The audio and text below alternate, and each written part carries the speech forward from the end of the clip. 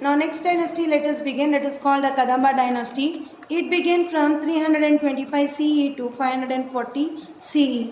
So this is the first dynasty that was established in Karnataka. The capital is called Banavasi. The capital city of Kadamba is called Banavasi. In today's North Canara district, the founder of the dynasty, Mayura Sharma, was the founder of the dynasty, that is Kadamba dynasty. He was a great king of this dynasty.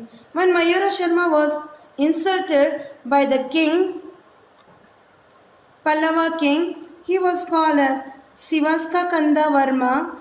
He adopted the Kshatriya way of life and became Mayura Sharma. Later, he defeated the Pallavas in a war and established the Kadamba Empire. He is the pride of all Kannadigas. The Kadamba made special contribution to Karnataka and Indian culture. There was a political unit for around 300 years under the Kadamba rule. The royal priest, ministers, and military jinn also played a significant role in this administration. For administrative case, like provincial officers had been appointed to take care of the provinces. Land revenue was the main source of the kingdom. The best income during the period was land revenue, and there are some occupations during the dynasty. The occupations such as carpentry, goldsmithy, blacksmithy, weaving, oil extraction. Can you observe this picture, children? This is called oil extraction. See, an ox is rotating, and where some seeds have been put up in the container. So as this ox rotate here, the extraction of oil get it here. This is one of the old method, but now we depend on industries. And after oil extraction, it is called the pottery and other main occupations in the dynasty. This is the pottery, which was the main oath of the society during Kadamba dynasty. Agriculture and trade. This was a great encouragement, and most of the people followed Varna Sharma. The greater importance was given to Pataki and the undivided family. Means they all live in one shelter. There were enough of followers, that is called the Vedic culture. So they were the followers of the Vedic culture. The Kadambas encouraged Jainism and Buddhism, the teachings of Buddha and Mahavira. They gave charity to Jain temples and scholars at Hangal, Puligir and other places. They promoted the culture that is called the Jain culture. Buddhism also flourished in Kadamba dynasty. It included Ajanta and Banavasi. These are the two important centers of Buddhism. So here, the temples were the centers of festivals and celebrations.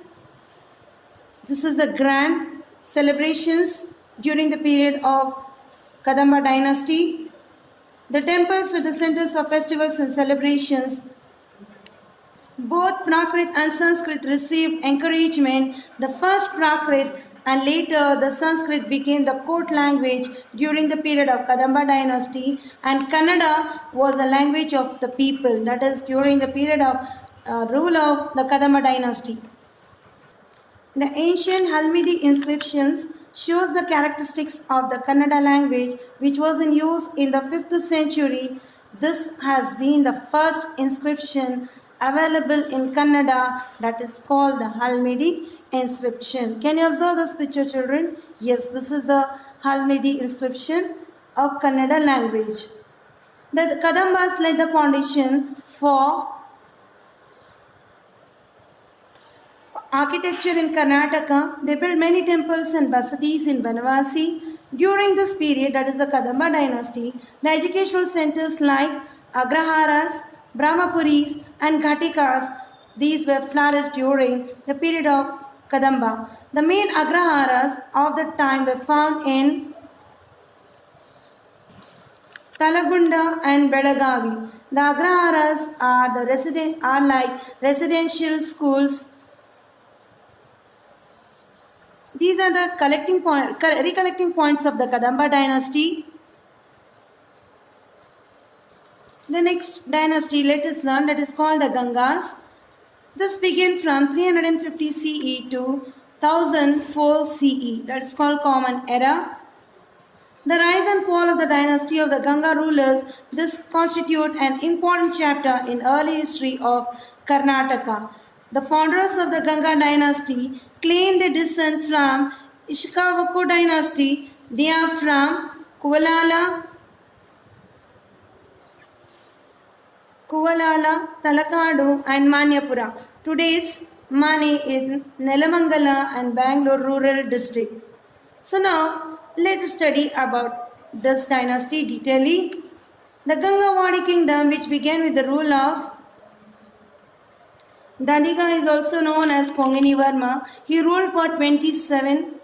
He was ruled by 27 kings. Then later Dhruvinitha, he was a famous king of Ganga dynasty.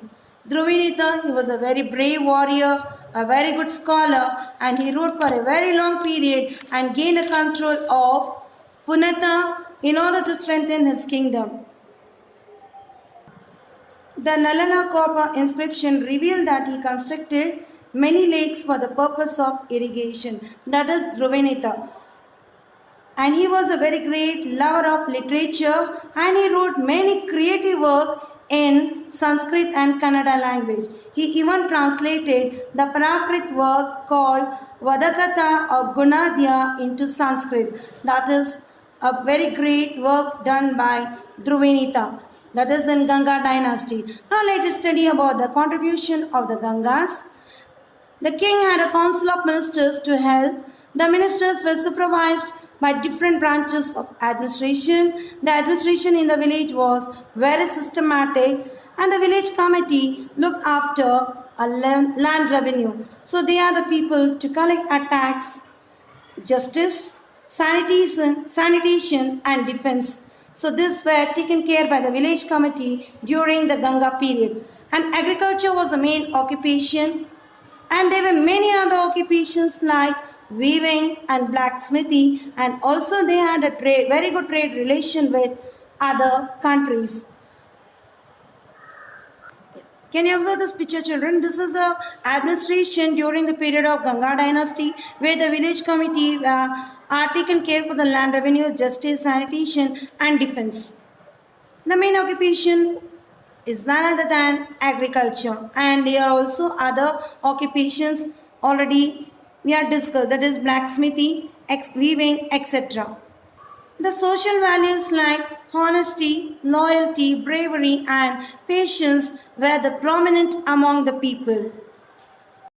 Vidyālayas, temples, mathas and agraharas, these are the centers of education, and they were brahmapuris and ghatikas for higher education. Talakadu, Shravanabelagola, Banakpura and Piruru, these are named the centers of learning. So these are the centers of education.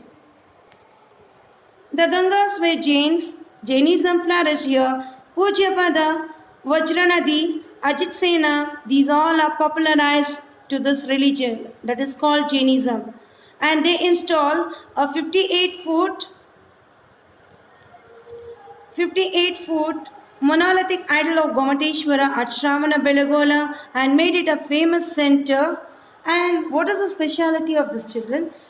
I think you heard about where it is situated. This is located in our Karnataka in Hassan district. The Mahamastabhasheka of Gomateshwara, which take place once in every 12 years. Even this, each and every 12 years of the day, it's celebrated very grandly. That is in Shravanabelagola of Hassan district. The Ganga kings encouraged art and architecture, and they built beautiful temples and basadis like Kapileshwara temple at Mane, Pataleshwara and Maruleshwara temple at Nalakadu, Kolarama temple at Kolar, Nagareshwara temple at Begur, and the statue of Gomateshwara at Shravanabelagola. So these are the best examples of the architecture of Ganga dynasty. The significant contribution of the Ganga, this has been installed a very tall pillars that is called Manastambhas and Brahma Manastambhas. These are the tall pillars, Manastambhas and Brahma Manastambhas of the Ganga dynasty. Ganga kings were a lover of literature and they gave encouragement to Sanskrit, Prakrit and Kannada languages, and many works were written in these languages. Madhava II, he wrote a commentary on Dattaka Sutra. Dhruvinitha, he wrote the Sanskrit book called Shabdavatara and translated Gunadhyas. The two works composed by Dhruvinitha, that is called Shabdavatara, and later translated Gunadhyas Vedakate into Sanskrit language. Sri Purusha, he wrote Gajashastra, and Shivamadhava, he wrote Gajashataka. A Kannada work, poet Hemasena, he wrote Raghava Pandavya, and Vadisambhava, he wrote Gadya Chintamani and Shatra Chodamani. Nimichandra, he wrote Dravyavyasura Samagraha, and Chamundaraya, he wrote Chavunda Purana, and this became very popular in Ganga dynasty.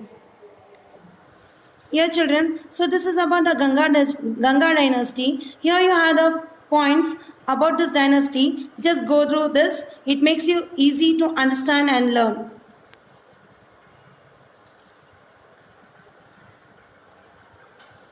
I think you are observing children.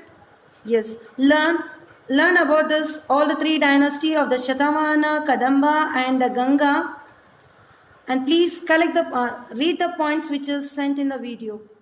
Thank you.